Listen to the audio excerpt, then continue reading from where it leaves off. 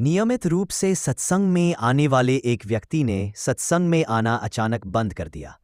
जब कुछ दिन बीत गए तो साथ के एक बुजुर्ग ने उसके घर जाने की सोची। उस शाम बहुत सर्दी थी। बुजुर्ग को वह व्यक्ति दहकती अंगीठी के सामने बैठा मिला। वह घर में अकेला था। उसने बुजुर्ग का स्वागत किया, अंगीठी के सामने रखी एक बड़ी सी कुर्सी पर बैठने का आग्रह किया और उनके कुछ बोलने की प्रतीक्षा करने लगा। बुजुर्ग कुर्सी पर आराम से बैठ तो गया, पर बोला कुछ नहीं। कुछ देर बाद बुजुर्ग ने चिमटा उठाया और बड़ी सावधानी से एक बड़ा सा दहकता चमकता अंगारा अंगीठी में से निकाला और उसे एक तरफ रख दिया। इसके बाद वह फिर कुर्सी पर आराम से बैठ गया, लेकिन बोला कुछ नहीं। वह बुजुर्ग यह सब बस देखता रहा। उस अकेले अंगारे की चमक दमक धीरे धीरे कम होती चली गई और जल्दी ही वह बुझा बुझा और ठंडा सा हो गया। बुजुर्ग के आने के बाद से अभिवादन के अलावा किसी ने भी एक शब्द तक नहीं बोला था।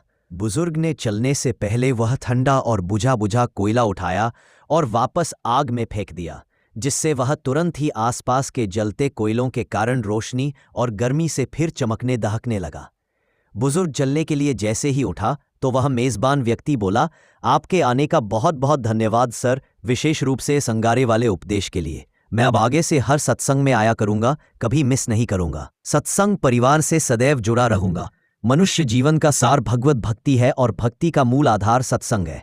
सत्संग सर्वोच्च चेतना प्रदान करता है। सत्संग जीवन को देखने का सही दृष्टिकोण प्रदान करता है। सत्संग ही मानव जीवन को सर्वोत्तम सद्गति प्रदान करता है। सत्संग का अभाव मतलब मोह और भ्रम का विस्तार है। सत्संग का स्थान जीवन के अन्य कार्यों के बाद एडजस्ट करने वाला विषय नहीं है, अपितु सत्संग को एक विशेष महत्वपूर्ण दर्जा प्राप्त है, जिसके अनुसार अन्य कार्यों को एडजस्ट किया जाना चाहिए। अतएव सत्संग से बढ़कर कुछ भी नहीं है।